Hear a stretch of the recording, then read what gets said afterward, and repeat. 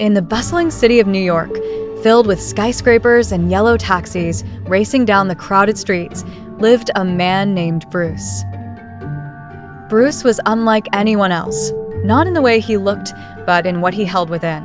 For Bruce Banner was the alter ego of the Hulk, a giant green monster with incredible strength. One late afternoon, as the sun dipped below the horizon, painting the sky in hues of orange and pink, Bruce strolled down Broadway. New York was his home, and while the noise and crowds were overwhelming, it was a place where he felt grounded. However, he knew he always needed to be careful. Even the slightest trigger could unleash the beast within. As he walked, he passed Central Park, where families were sprawling on the grass, children laughing and vendors selling ice cream. Bruce's heart warmed at the simplicity of their happiness. It contrasted sharply with the fear he lived with every day.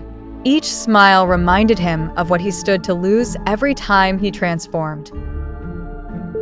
Suddenly, a distant rumble interrupted the peaceful scene.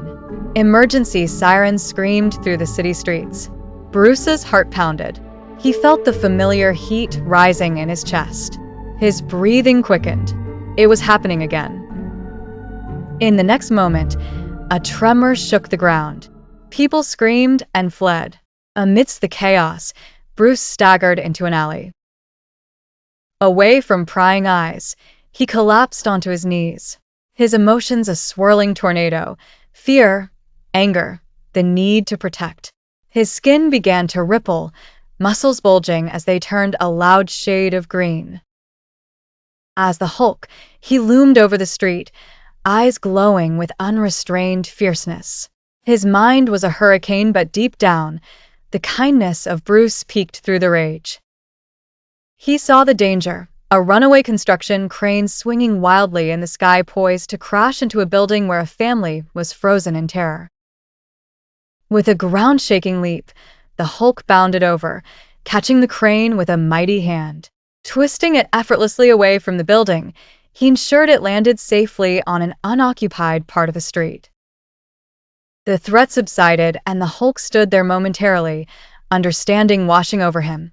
For all his power, he was still the gentle giant Bruce wanted him to be. As the excitement died down, and the police sirens drew near, the beast slipped back into the shadows of the alley.